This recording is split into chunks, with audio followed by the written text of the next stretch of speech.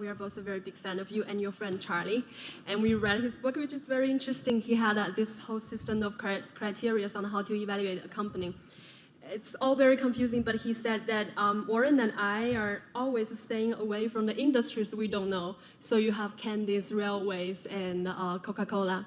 But now the world is changing, and we are living in a new era. The business models are changing. The B2C platforms, everybody is shopping online. Maybe in a few years, everyone is going to pay with their iPhones, and Bank of America no longer issues credit cards. So non-profit is a new model, and so what's a dinosaur like me going to do? Yeah. Yeah, there's just so many things you don't know about. He'll take out his flip phone and show you, so he's not going to be one. This is my new one. What? It's going to take. It's going to I just turned in the one Alexander Graham Bell gave me.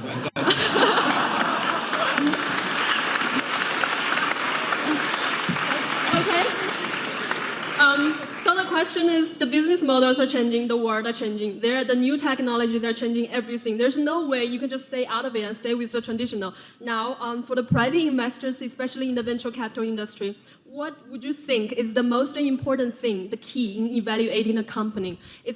I'm not asking about doing mediocre, I'm not asking about being average, but about excellent, remarkable. Just name one thing. The most important thing is to be able to define which ones you can come to an intelligent decision on and which ones are beyond your capacity to evaluate. You don't have to be right about thousands and thousands and thousands of companies. You only have to be right about a couple. I met Bill Gates on July 5th, 1991. We were out in Seattle, and Bill said, "You've got to have a computer." And I said, "Why?" And he said, "You can do your income tax on it." I said, "I don't have any income. Berkshire doesn't pay a dividend." He said, "Well, you can keep track of your portfolio." And I said, "I only have one stock." I said, and he says, "It's going to change everything." And I said, "Well, will it change whether people chew gum?" And he said, "Well, probably not."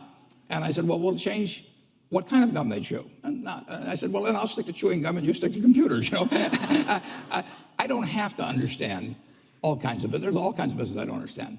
But there's thousands of opportunities there. I did understand the Bank of America, and I'm able to do that.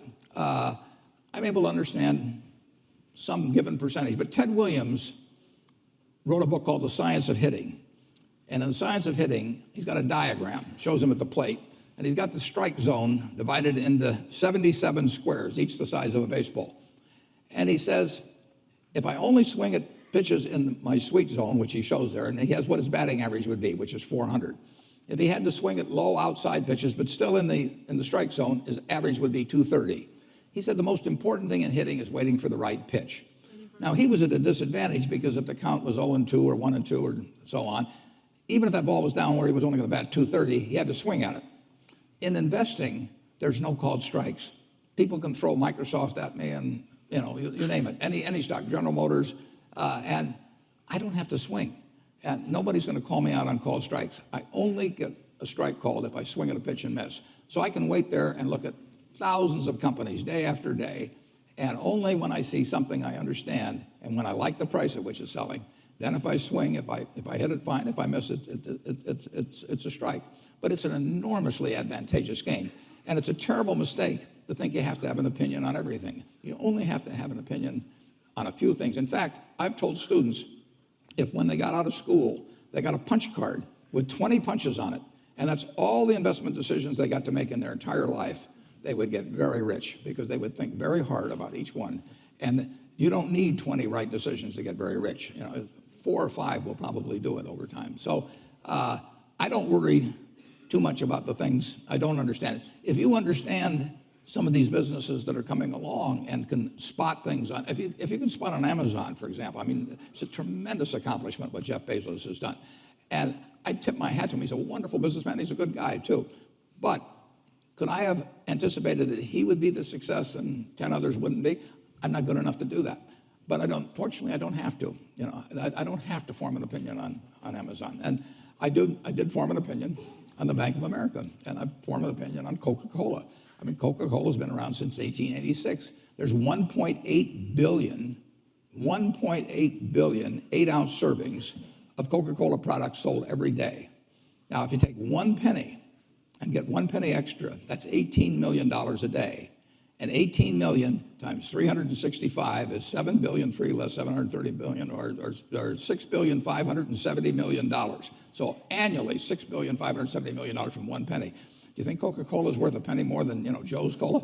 I think so. So, and I've got about 127 years of history that would indicate it. So those are the kind of decisions I like to make. And you may have an entirely different field of expertise than I would have, and probably much more up to date in terms of the kind of businesses that we're seeing evolve. And you can get very rich if you just understand a few of them and understand their future. But fortunately, I don't have to. I mean, if we go into Heinz, and I look at people pouring ketchup on, hamburgers and potatoes, I don't think it's going to change. And the nice thing about it, some products travel, some products don't travel. Candy bars don't travel well. I mean, if you look at the Cadbury bars in England, they don't sell well here. And if you look at the Hershey bars here, they don't sell as well someplace else. Soft drinks travel, and ketchup travels. I like products that travel.